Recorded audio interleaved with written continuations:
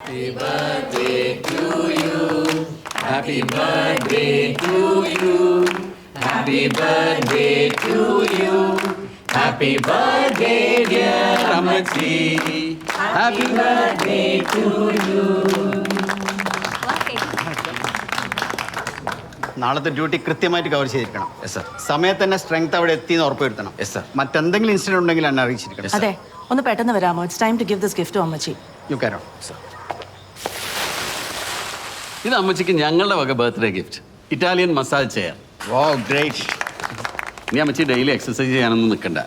ഈ കസേര ഒരു 15 മിനിറ്റ് ഇരുന്നാൽ മതി. ഫുൾ ബോഡി മസാജാ. അമ്മച്ചിയുടെ മുട്ടുവേദനയൊക്കെ താനേ മാറും. ദാ ഇത് ഞങ്ങളുടെ വക അമ്മച്ചിക്ക്. അമ്മച്ചിയുടെ കണ്ണട മാറ്റാറായില്ലേ? ഇനി ഇത് വെച്ചാ മതി.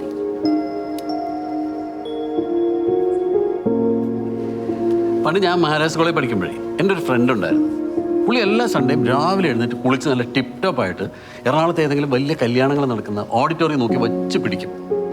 അവിടെ ചെന്ന് മൂക്കുമുട്ട സാധ്യതയൊക്കെ ഉണ്ട്. പോരാൻ നേരത്ത് വലിയൊരു ഗിഫ്റ്റ് ബോക്സ് എടുത്തിട്ട് ഈ ചെക്കനും പെണ്ണിനും കൊടുത്ത് അവരെ ആശീർവദിച്ചിട്ടൊക്കെ പോരുള്ളൂ. വൈകുന്നേരം പെട്ടി തുറക്കുമ്പോഴാണ് വിവരം അറിയുന്നത്. വല്ല പുല്ലും വൈക്കോലും ഒക്കെ ആയിരിക്കും.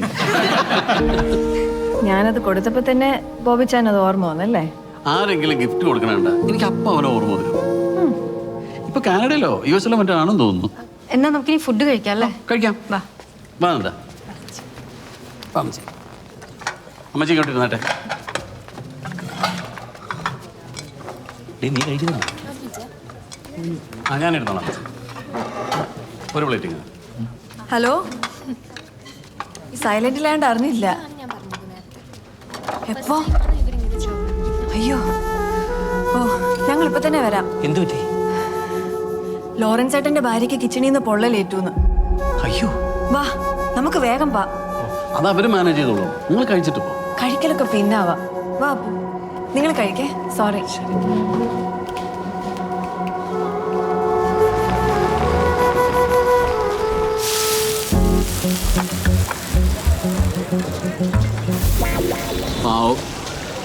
ആ ലോറൻസിന്റെ ഭാര്യയെ വെറുതെ പൊള്ളിച്ചു. എന്റെ ഗിഫ്റ്റ് കണ്ടപ്പോഴേ അങ്ങനത്തെ പഴയ ഫ്രോഡ് ഫ്രണ്ടിനെ ഓർമ്മ വന്നു. അതും കേട്ട് അവിടെ തന്നെ നിന്നാ പല പൊങ്ങച്ചങ്ങളും കേൾക്കേണ്ടി വരും. നമ്മളെന്താ ഫുഡ് കാണാതെ കിടക്കാണോ? നിന്റെ അമ്മയെ സമ്മതിക്കണം കേട്ടോ. കേട്ടി നാവ് ഇത്തിരി കുഴപ്പമെന്നുള്ളൂ. ബോബി ആളൊരു പാവ. ഇവളുടെ ഉള്ളിലെ ഈറ്റപ്പുലി പുറത്ത് ചാടിയത് കൊണ്ട് എനിക്ക് നഷ്ടമായതേ നല്ലൊരു ക്രിസ്ത്യാനി പീസ്റ്റാ. അതിനേക്കാൾ ഫ്രഷ് ആയത്, നല്ല ടേസ്റ്റും ഉണ്ട്. അല്ല പിന്നെ ആസ് യൂഷ്വൽ അമ്മയും മോളും ഒന്നിച്ചു, ഞാൻ പുറത്തു.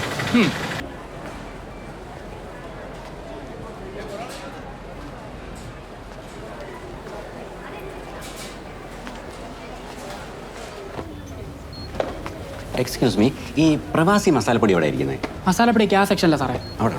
അതെ, എനിക്ക് ആ ബ്രാൻഡ് തന്നെ വേണം, പ്രവാസി മസാല. അത് കൊള്ളാം കേട്ടോ. ഞാൻ നോക്കട്ടെ.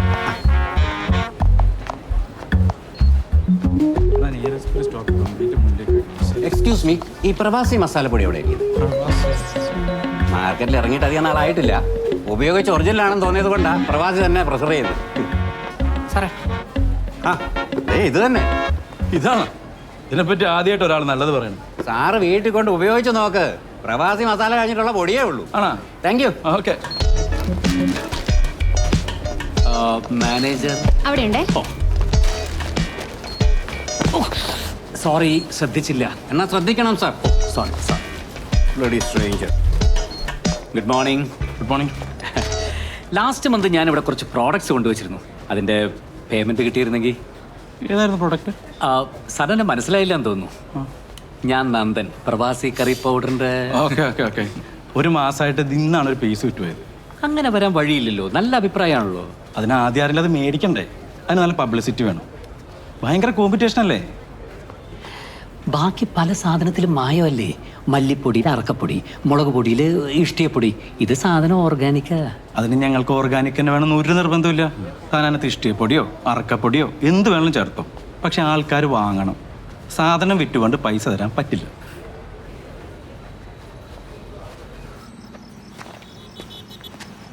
ദേ, ഇന്നത്തെ എൻ്റെ മാർക്കറ്റിംഗ് പ്രൂഫ്. പിന്നെ നമ്മുടെ വണ്ടി കയറുന്ന പാസഞ്ചേഴ്സിനോടും നൈസായിട്ട് പ്രസൻറ്റ് ചെയ്യും. അതെങ്ങനെ? ഫുഡ് കഴിച്ചോന്നൊക്കെ ചോദിച്ചു തുടങ്ങും. വളഞ്ഞു തരുന്ന പ്രവാസി കറി പൗഡറി വന്ന് നിൽക്കും. കടല് പോലെ കിടക്കുന്ന മാർക്കറ്റാണ് ലോറൻസേ. അതിനിടയ്ക്ക് തൻ്റെ ഈ കുഞ്ഞു കുഞ്ഞു ടെക്നിക്സ് ഒന്നും ഏശില്ല. താൻ എന്നെ ഡിസ്കറേജ് ചെയ്യല്ലേ മാൻ. ലെറ്റ് ദി അണ്ണാർക്കണ്ണൻ ഡു ഹിസ് റോൾ. അണ്ണാറക്കണ്ണനെ കൊണ്ടൊന്നും വലിയ കാര്യമില്ല ലോറൻസേ. Oh please have it. Nanda മാത്രം ഓറഞ്ച് ജ്യൂസ് കുടിക്കുന്നത് ശരിയല്ല കേട്ടോ. Specially when we sit for a drink. നല്ല ഒന്നാം തരം വൈൻ ഉണ്ട്, എടുക്കട്ടെ? വേണ്ട വേണ്ട, ഇത് മതി. ഓക്കെ. നല്ല പബ്ലിസിറ്റി കൊടുക്കണമെന്നാണ് ആ സൂപ്പർ മാർക്കറ്റിലെ മാനേജർ പറയുന്നത്. പബ്ലിക്കിന് വിശ്വാസമുള്ള ആരെങ്കിലും നമ്മുടെ പ്രോഡക്റ്റിനെ പറ്റി എക്സ്പ്ലെയിൻ ചെയ്താൽ I think that will work. Exactly like celebrities, film actors. സിനിമാക്കാരെ വെച്ച് പബ്ലിസിറ്റി ചെയ്യാനുള്ള ബഡ്ജറ്റ് ഒന്നും നമ്മുടെ കയ്യിൽ ഇല്ല ലോറൻസേ. നമ്മുടെ ഈ സിനിമയിലെ ശ്രീനിവാസിനെ ഓർഗാനിക് ഫുഡിനെയൊക്കെ സപ്പോർട്ട് ചെയ്യുന്ന ആളല്ലേ? റൈറ്റ്. ആ വഴിക്കൊന്ന് മുട്ടി നോക്കിയാലോ? അതൊന്നും നോക്കാവുന്നതാണ്. മാത്രമല്ല, പണ്ട് അജ്മാനിലെ പ്രവാസി അസോസിയേഷൻ മൂപ്പര് വന്നപ്പോ പൊന്നാട എണീച്ച് ഞാനായിരുന്നു. അത് മൂപ്പര് മറന്നു കാണാൻ വഴിയില്ല.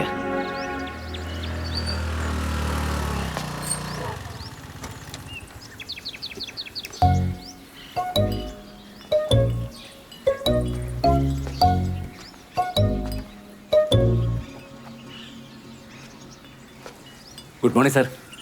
Good morning. ഞാൻ നന്ദകുമാർ, ഗൾഫിലായിരുന്നു. സാറിന് എന്നെ മനസ്സിലായോ? ഒരു 10 വർഷം മുമ്പ് സാർ അജ്മാനിലൊരു ഫംഗ്ഷൻ വന്നപ്പോൾ സാറിനെ പൊന്നാടി അണിയിച്ച് ഞാനായിരുന്നു. ഇപ്പോൾ ഓർമ്മ വന്നോ? ഓ, 10 വർഷം മുമ്പ് പൊന്നാടി അണിയിച്ച ഒരാളെ ഞാൻ മറക്കുക? ഇന്ന് രാവിലെ 9:30 വരെ ഞാൻ നിങ്ങളെ ഓർത്തോണ്ടിരിക്കുകയായിരുന്നു.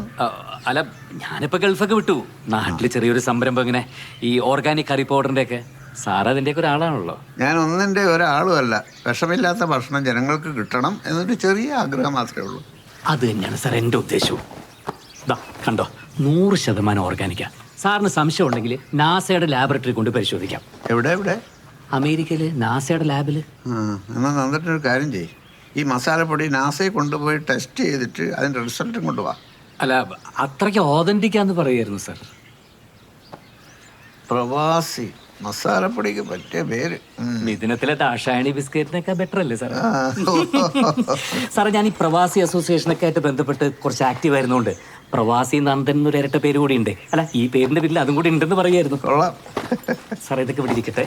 ചേച്ചിയോടൊന്ന് ഉപയോഗിച്ച് നോക്കാൻ പറഞ്ഞിട്ട് റിസൾട്ട് ഞാൻ അടുത്ത പ്രാവശ്യം വരുമ്പോൾ പറഞ്ഞാൽ മതി. അല്ല, ഇത്ര- ഇരിക്കട്ടെ. അപ്പൊ ഞാൻ സാറിന്റെ സമയം കളയുന്നില്ല, എഴുത്ത് കിടക്കട്ടെ. നീയാണോ ഈ ഫോട്ടോ എടുത്തേ? അന്ന് നീ പറഞ്ഞത് വെച്ച് നോക്കുമ്പോ ഈ ചിരിയിൽ എന്തോ ഉണ്ടെന്ന് വേണമെങ്കിൽ പറയാം. ഇല്ലേ എനിക്കും തോന്നിയത്. പക്ഷേ നിന്റെ ഉണ്ടാക്കി പറയുന്ന സ്വഭാവം വെച്ച് ഒന്നും കൂടി നോക്കുമ്പോ ഇതൊരു സാധാ ചിരിയാ. എടാ, ഈ പെൺപിള്ളേർക്ക് ക്യാൻഡിഡായി ഫോട്ടോസിന് പോസ് ചെയ്യാൻ ജന്മനാ ഒരു കഴിവുണ്ട്. അല്ല, ഞാൻ എൻ്റെ ചാരന്മാരെ വെച്ച് അവളുടെ ഗ്രൂപ്പിൽ ഒരു അന്വേഷണം നടത്തി. എന്നിട്ട് രോഹിത് നല്ല വിറ്റാണ് കേട്ടോ എന്ന് പറഞ്ഞിട്ടുണ്ട് അത്രേ. പിന്നെ കാര്യം, എന്നിട്ടും അവൾ എന്നെ ഇൻസ്റ്റഗ്രാമിൽ റിമൂവ് ചെയ്യണമെങ്കിൽ അതിനൊരുപാട് അർത്ഥങ്ങളുണ്ട്. ഒരൊറ്റ അർത്ഥമേ ഉള്ളൂ, കട്ട്. തന്നിടാ മതി. എനിക്കിതിലൊരു സിസ്റ്റർ സപ്പോർട്ട് ആവശ്യമില്ല. ഞങ്ങൾ ഒളിച്ചോടിക്കോളാം. അയ്യോ, ഒളിച്ചോടാ. അത് പോടാ. നിന്നെ പിന്നെ ഈ വീട്ടിൽ കയറ്റത്തില്ല. അതൊരു കുഞ്ഞിക്കാലൊക്കെ കാണുമ്പോൾ ശരിയായിക്കോളും. അച്ഛനും കൂടി കേൾക്കാൻ പറ്റുന്ന കോമഡിയാണോ? അച്ഛാ, ഈ മാരേജിനുള്ള ലീഗൽ പ്രായം ഈയിടെ കുറച്ചിട്ടൊന്നും ഇല്ലല്ലോ. ആർക്കാ, നിനക്കാണോ ഇവനാണോ? ചേച്ചി ആരോ കണ്ടുവച്ചിട്ടുണ്ട് അച്ഛാ, അതാ ഓടിപ്പോകുന്നൊക്കെയാ പറയുന്നത്. അയ്യ, ഈ ചാടിക്കേറി പറയുന്നതിന് ഒരു തെളിവാണോ? കക്ഷി നീ തന്നെ. അതാണ്. ആദ്യം ആ എൻട്രൻസ് ചെയ്തെടുക്കാൻ നോക്കാം.